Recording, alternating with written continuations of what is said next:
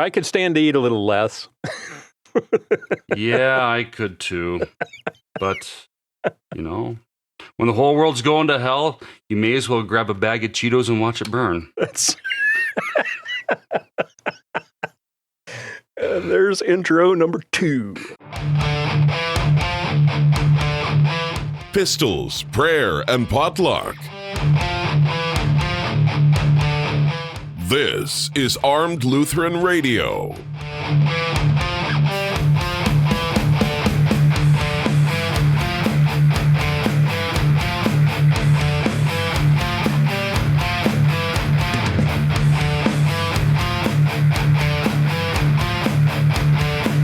Hi folks, welcome to another episode of Armed Lutheran Radio, a show about guns, hunting, competitive shooting, the natural right of self-defense, and what God's Word says about the issues surrounding gun rights and gun ownership. I'm your host, Lloyd Bailey, the Armed Lutheran, and this is episode number 318. Thank you all so much for making Armed Lutheran Radio a part of your week. It's really great to have you back, great to be back with you.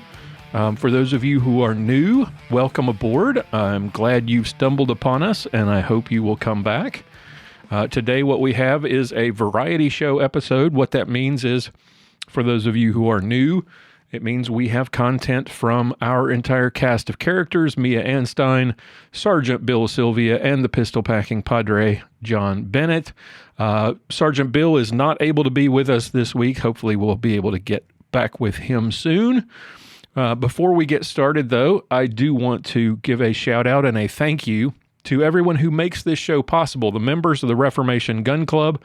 Today, a special tribute to Dan from Indian Trail, North Carolina, Kevin from Fairfax, Missouri, Calroy from Boron, California, John from Spokane, Washington, Frank from Lake City, Michigan, Vincent from Tulare, California, Eric from Buckeye, Ohio, Tony right here in my backyard, Little Elm, Texas, and Kevin from Marion, Iowa. Thank you all so much for your support. Folks, we are listener funded, and what that means is we don't have any advertising, we don't have any sponsors. You're not going to hear any ads inserted in the content on this show. This little shout out is as much of a ad, if you want to call it that, as you are going to hear. And what these people do is they value what we do, and they put their money where their hearts are and help us keep the show going. If you would like to find out more, perhaps join them, find out about all the benefits like early access to the show each week, invitations to our monthly online hangouts, access to hundreds of hours of exclusive content, plus some cool swag, and the personal satisfaction of knowing that you made all of this possible, go and check out armedlutheran.us/gun club. Check out all the membership levels and the benefits, and come join us. We would love to have you here. Or you can look for a link in the show notes for this or any of our previous episodes. If you would like to see what the Hangouts look like, go to YouTube, to our YouTube channel. You can go to armedlutheran.us/YouTube, and you'll find the video from our online Hangouts there, as well as all of our other content. So be sure to check that out too. All right, as I said, today is another variety show, which means we have content from... Normally, we have content from the entire cast.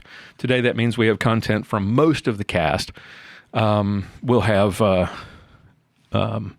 Mia Anstein with her motivation this week. We'll have a pastoral pontification from Pastor John Bennett.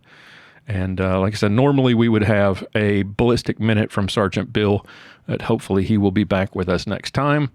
What a crazy week. What an amazing, crazy week, full of really amazing contradictions. We had the passage of a gun control bill on the same week that gun rights were expanded by a decision of the Supreme Court. We have activists pushing for and celebrating a gun control bill to ostensibly to protect children, right? But many of those same people protested, and some of them violently, to protect their supposed right to kill unborn children. We had congressional hearings on the supposed insurrection of January 6th, while mayors and congressmen and senators were openly vowing to defy a ruling of one of the branches of government, the Supreme Court, when it comes to gun control. Many who support those congressional hearings and oppose the real target of those hearings, that would be former President Donald Trump, begrudgingly had to admit that if it had not been for the election of Donald Trump, the Second Amendment, your Second Amendment rights would not have been strengthened this week, and Roe versus Wade would still be in place.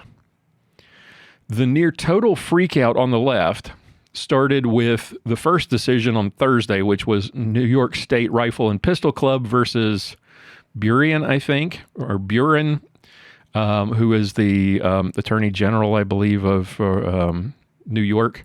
The ruling, of whatever you want to call it, it effectively killed the good cause provisions that a handful of blue states place on concealed carry permits. The idea that you have to show good cause, you have to show a reason for wanting to carry a gun before they will allow you to exercise your rights under the Constitution. That majority opinion, written absolutely beautifully by Justice Thomas, who I agree with some pundits I heard this week is the greatest jurist of my lifetime. Thomas, in his opinion, in majority opinion, makes clear there are no other rights in the Bill of Rights that we allow government to restrict based on a second condition. You would never say, for example, that you have a right to free speech only if you can prove to the government that you need free speech, or that you have a right to free assembly, but only if you can provide some good reason for needing to assemble, or that you have a right to security in your home or property, but only if you can prove to the government that you actually need your property, or that you have a right to a fair trial, but only if you can prove that you have a need for a fair trial. The only amendment that we treat this way, the Second Amendment, is treated, or was, as a second-class right, where the state can demand that you prove that you have some extenuating circumstance that requires carrying a gun for self-defense.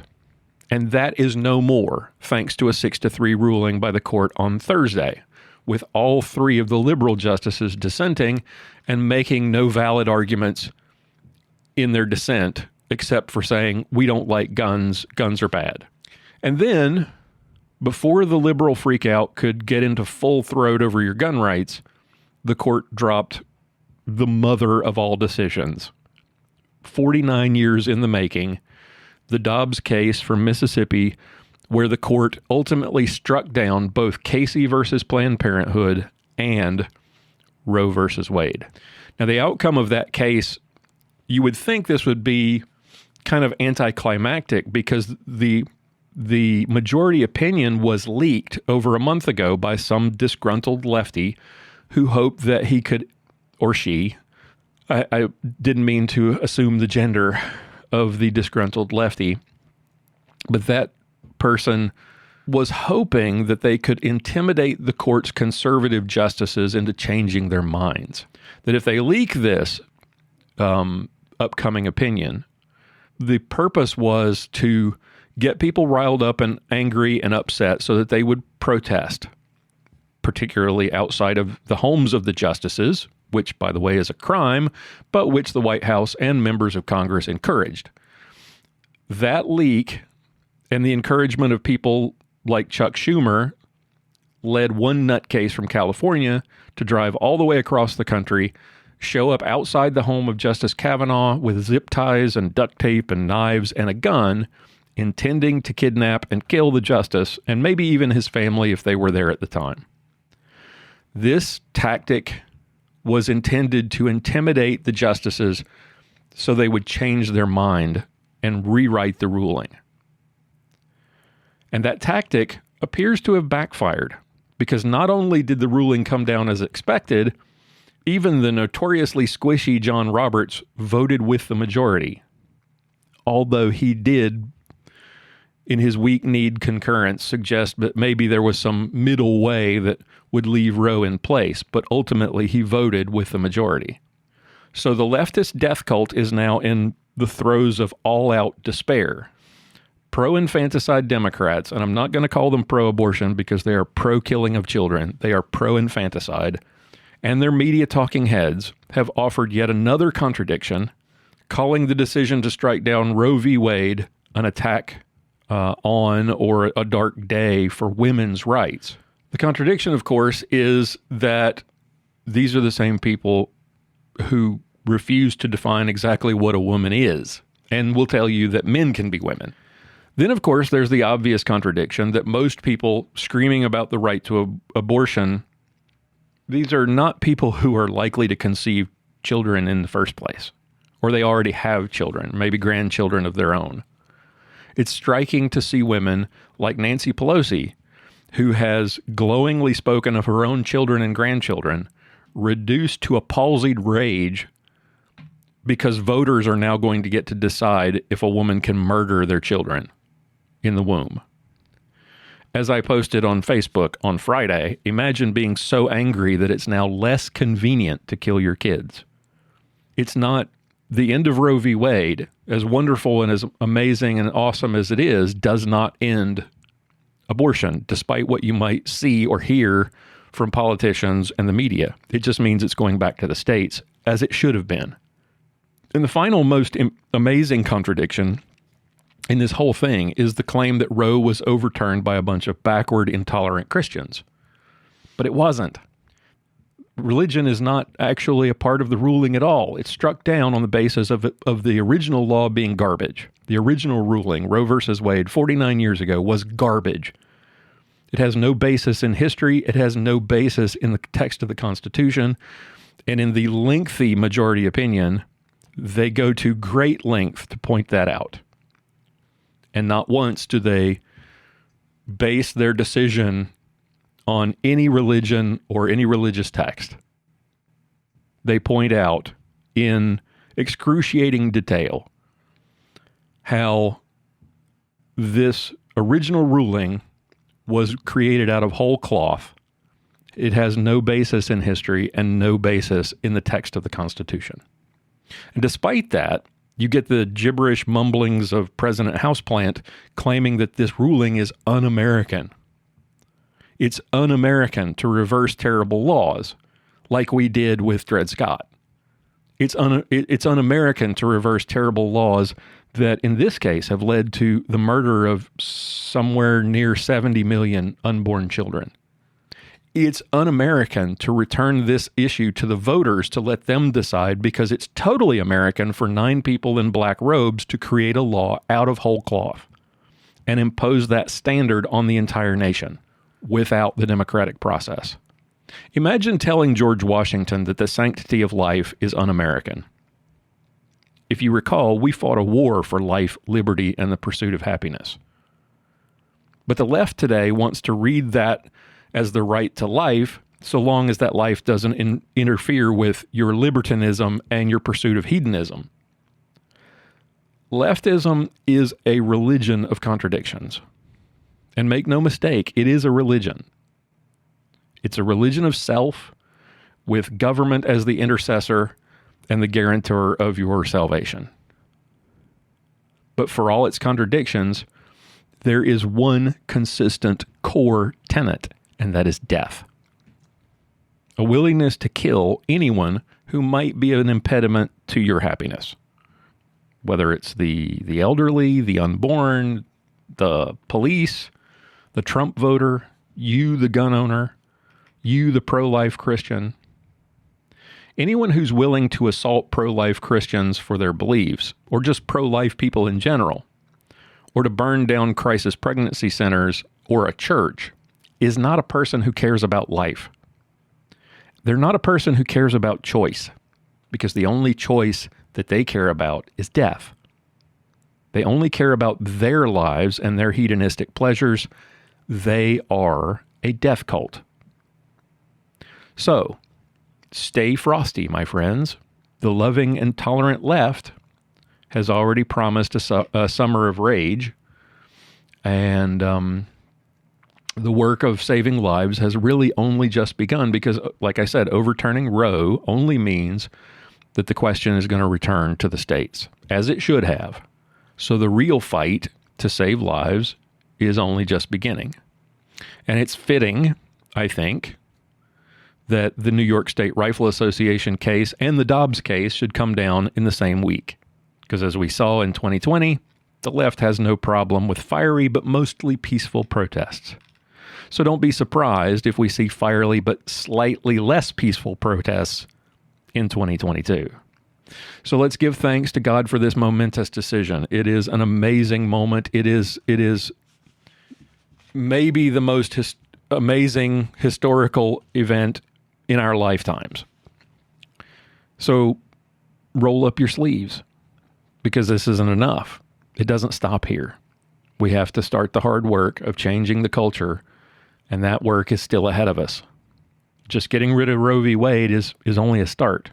So now we have to convince people, voters, our neighbors, that the right to life is important, even for the unborn. While at the same time, remembering that your right to carry a gun for self-defense maybe has never been more important. All right, that's all for this week. I hope you have an awesome weekend and an awesome week ahead, 4th of July coming up and all of that. If you have any thoughts or any questions about anything that you hear on today's show, including my commentary or the comments from the pastor or from Mia Anstein, send us an email, send us a voicemail, visit the feedback page at armedlutheran.us/feedback. We would love to hear from you and respond in a future episode or directly if you so prefer.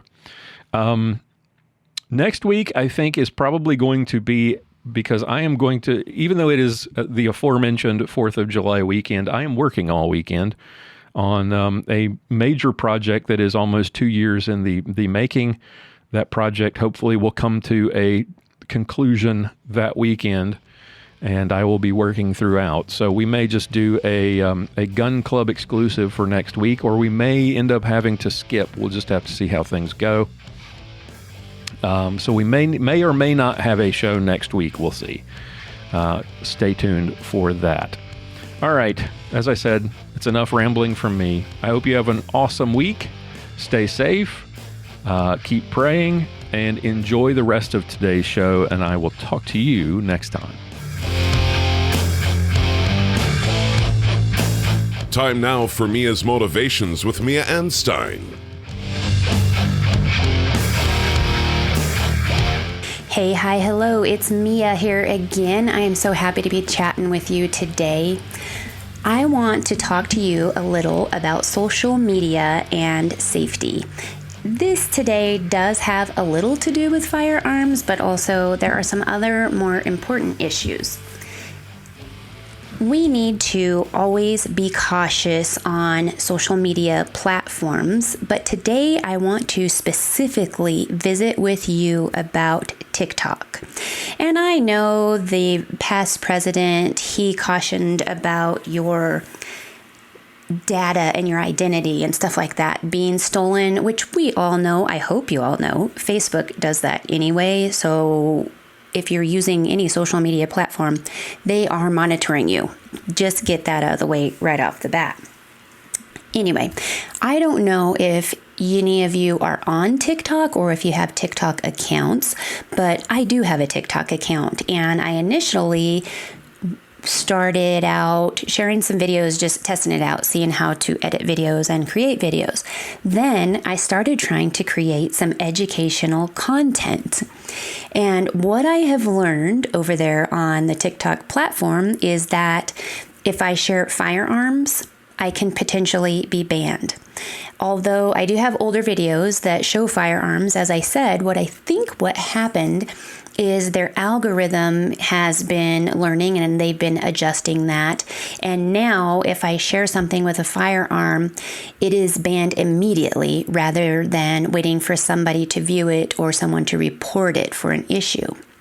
So nowadays, what happens is I have posted some gun reviews. I've shared some guns for people that I think are interesting and that I like. And what happens if I share a firearm or a knife, I am banned immediately. As soon as I hit publish, it only takes seconds and my account is banned for 24 to 48 hours for what they say is content violating their guidelines. And that's violent content, which, as you all know, if a gun is sitting there, it's not violent. The guns aren't shooting anything violent or anything like that. Targets are not violent. That's actually practice. Anyway, I digress. What I've learned is, so when I go to TikTok jail, you can still view the videos that they didn't take down, but I am not able to post any additional videos. So something else that I learned is I can also potentially be banned for hunting items. And so I have been banned for posting pictures of animals that I've taken and that I'm going to prepare for dinner. So TikTok will ban those.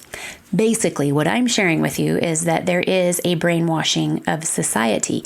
And I say this because, as I said, I'm sharing educational content, and one video had just a glimpse of a firearm. One had a glimpse of a dead animal, and immediately the videos were taken down.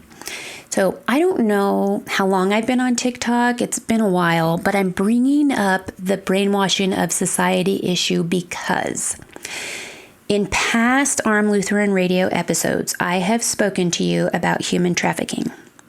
This is a huge issue, and it's something that we do not hear about often enough.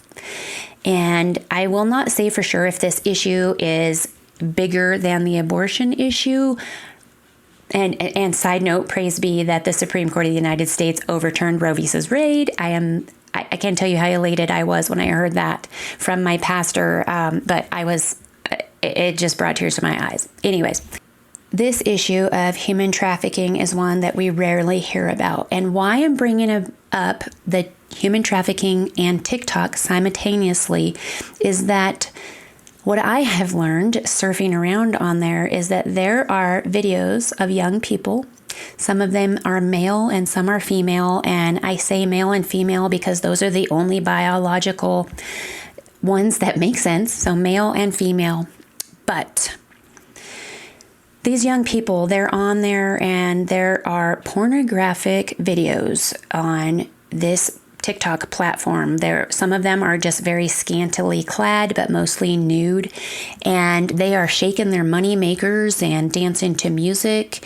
And I'm assuming that some of them are making money creating these videos. I don't know for sure, but there are others who are doing these against their will, or they're doing these to impress someone else. I report the videos because nudity violates guidelines. And so what happens is if somebody reports one of my videos, the video suddenly disappears from the feed. However, when I report one of these pornographic videos, it does not disappear from the feed. Rather, the cover of it turns gray. So I am unable to watch the video, but I can still see how many views the video has had, how many likes the video has had, and rather I cannot watch the video. And I have never forwarded the videos to someone else to check because it's not something that other people need to be seeing. We want these taken down. And I do believe other people are still able to see the video and comment on the video, but since I reported the video, I'm not able to view the video. Not that I want to view it again. But what happened is this has happened multiple times, and I was curious about it because the algorithm, since I'm a rancher and now I've resorted to posting videos of my horses, cattle, and dogs. So that's primarily what I see, but occasionally one of these other things pops up in there. And what they are is teasers, because the more you watch, the more it shows you. And so I caution you, when you're on there, the more you watch, the more it shows you. And I'm going to come back to that. But I was curious. So I started trying to figure out what is going on and why is this child pornography happening and what's going on. And so what happens is these public profiles they have a thing where these adults are commenting, and they comment, "I want to see your privates." So even if it's just a scantily clad girl or woman or boy, "I want to see your privates." What happens is that account will direct message them a link to a private account. And the private account is completely pornographic. So what's happened over time is TikTok is now under investigation. I don't know how far the investigation is going to go, but the Financial Times has reported that they have so much of this going on that platform that the TikTok moderators have not been able to keep up with the volume of videos posted. So think about that for a minute. I can post a video with a firearm and it's instantly, boom, done. It's gone. Why are the videos of the pornographic videos having to be monitored by humans? And this is current. I mean, this is from this year, April, May. They've been under this investigation, and that statement from the Financial Times is current. So there is some bias there, and they are brainwashing people by allowing them to do this. So I want you to please be aware of what's going on. As parents, you need to be aware, if your children are on these platforms, of the things they may be seeing and they may not be telling you. Please let your children know that there are predators out there. Some of these minors are victims of human trafficking, and the videos of others, some are recorded at other friends' houses, and the friends may be sharing these videos. Some of them are at other friends' houses that may be victims of sexual assault in their houses, and then your child is there and they're afraid to tell you what's going on. So if you're an adult, please report the videos. Please report the account after you report the video. Please report the comments they're asking to see the privates. That's something, I don't know how that's going to work, but please report it. And please communicate and interact with your children. Please let them know so they don't fall into these traps. Please try to communicate with your children in a trustworthy way. Let them know that you're not there to get them in trouble, so that they will trust you and communicate with you. Sometimes if we're too hard on children, it turns them away and they're not going to let you know. It's going to push them into that craziness. Also, let your children know when they're out and about. Teach them self-awareness, teach them self-defense, teach them how to escape when they feel that they're in danger, and teach them how to reach out for help, because they just need to be safe in this exceedingly crazy world. And here I am again, giving some doom and gloom, but it's something that we just have to be more aware. There's so much going on in the world. If you know of other ways to combat this, please let me know. I mean, maybe call police, but on these accounts, we don't know where people are most of the time. But I hope that you'll let us know over in the Reformation Gun Club, over on the Armed Lutheran Radio Facebook page and other means. And hopefully this will help somebody in the world and make it a more safe place. Until next time, please be safe out there. Bye, guys. You can read more from Mia, watch her YouTube videos, or check out her podcast, Mac Outdoors with Mia and Leah, at miaanstein.com. What he's doing here is what I like to call comparing apples to fish tacos. It's time for Pastoral Pontifications with Pastor John Bennett.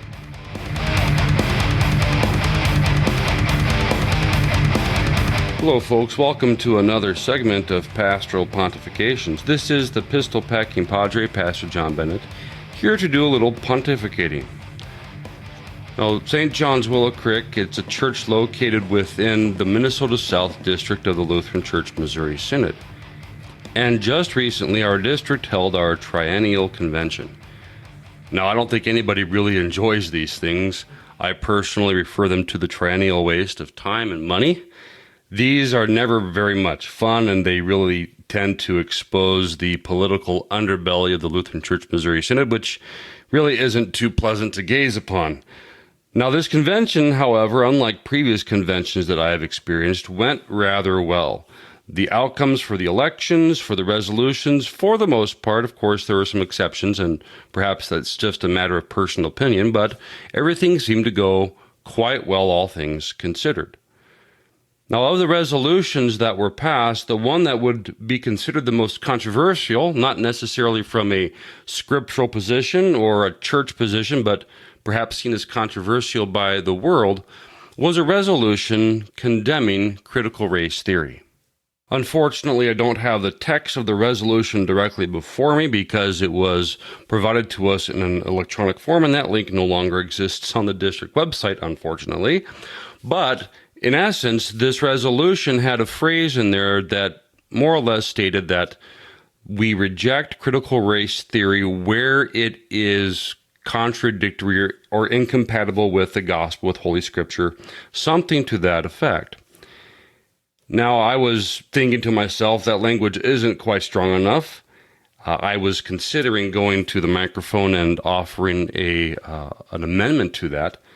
But before I could do that, an African-American woman had stepped to the microphone and began addressing the convention hall. There were a number of people who were a little bit nervous about this at first, not because of her skin color, of course. It was because she had stated that she was a member of one of the more liberal congregations within the district, and this caused a number of us to be a little bit concerned that perhaps she was coming to the microphone to condemn this resolution. But right away, out of the gate, she said that we need to change this language, that we shouldn't be condemning critical race theory where it is in conflict with the gospel, but because it is in conflict with the gospel.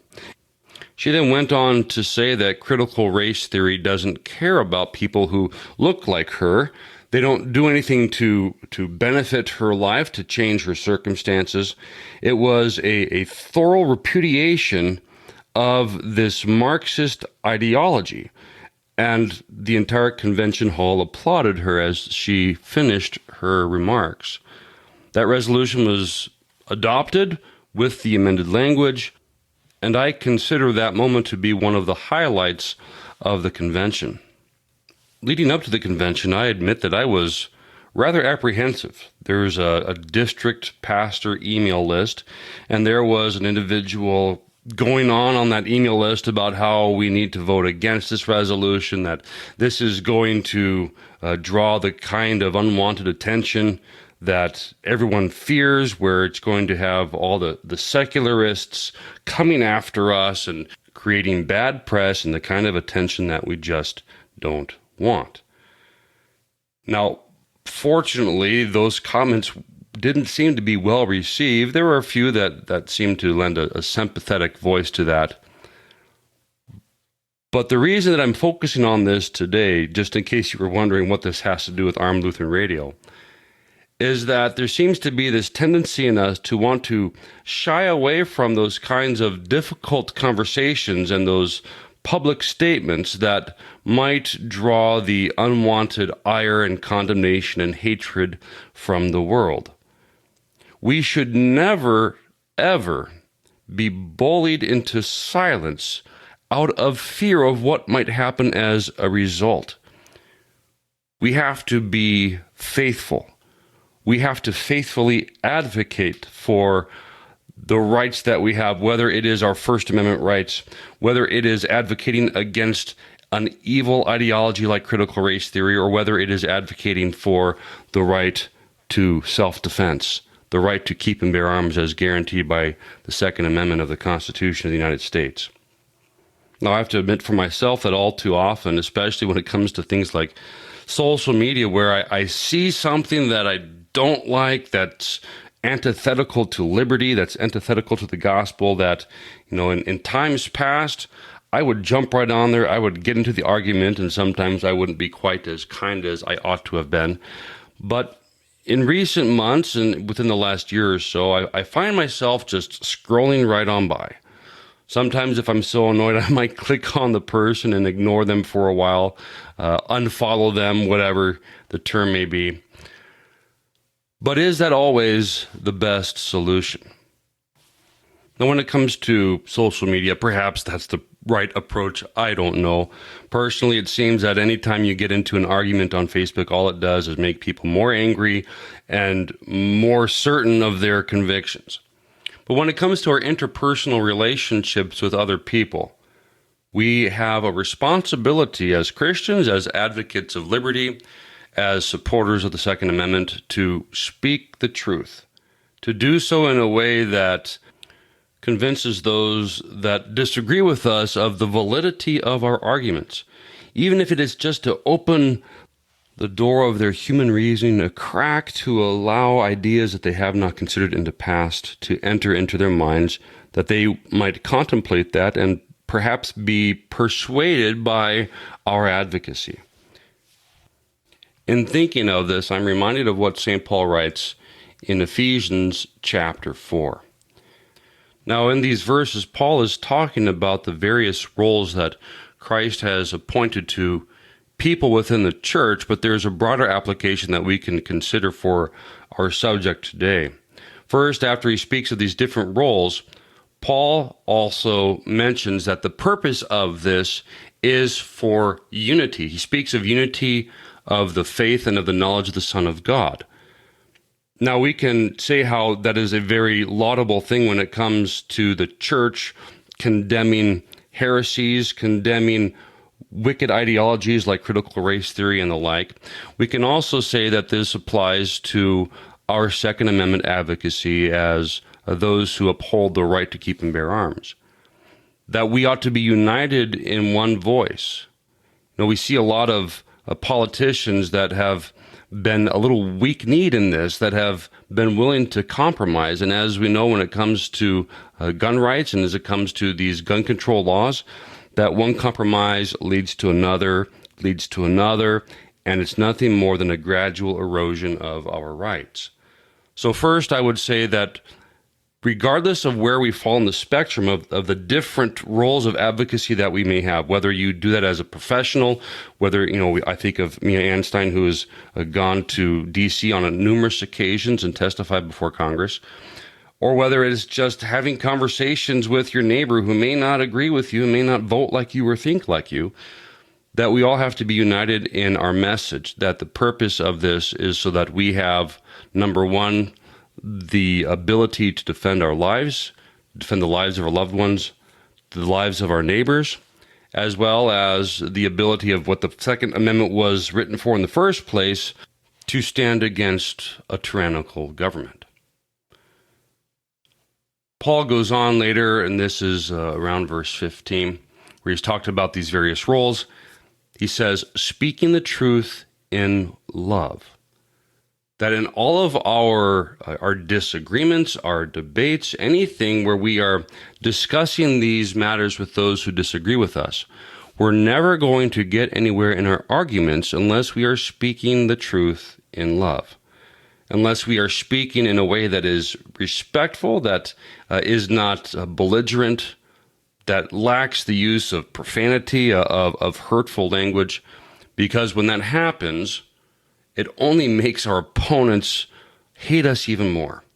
Perhaps that's why I think that it's not a good forum to have these arguments on social media, and that's why I scroll on by, because in the end, all those arguments ever do is inspire hatred and create a broader divide between us and those who perhaps might be swayed to our side, or perhaps at the very least consider the validity of the Second Amendment and the validity of our rights. Well, I hope that this talk today has been thought-provoking. If you have any questions or comments or feedbacks that you wish to provide in relation to this, or any questions that you would like me to address on this segment, please send your feedback through the armedlutheran.us webpage. Christ blesses to you all. We'll talk to you again. John Bennett is the pastor at St. John's Lutheran Church in Willow Creek, Minnesota. For more information, visit stjohnswillowcreek.org.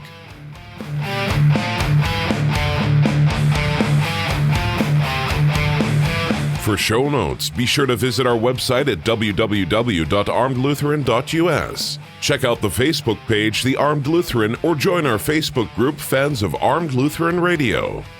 If you like what you hear, please leave us a comment on our feedback page at armedlutheran.us/feedback, or a review on iTunes, and let us know what you think.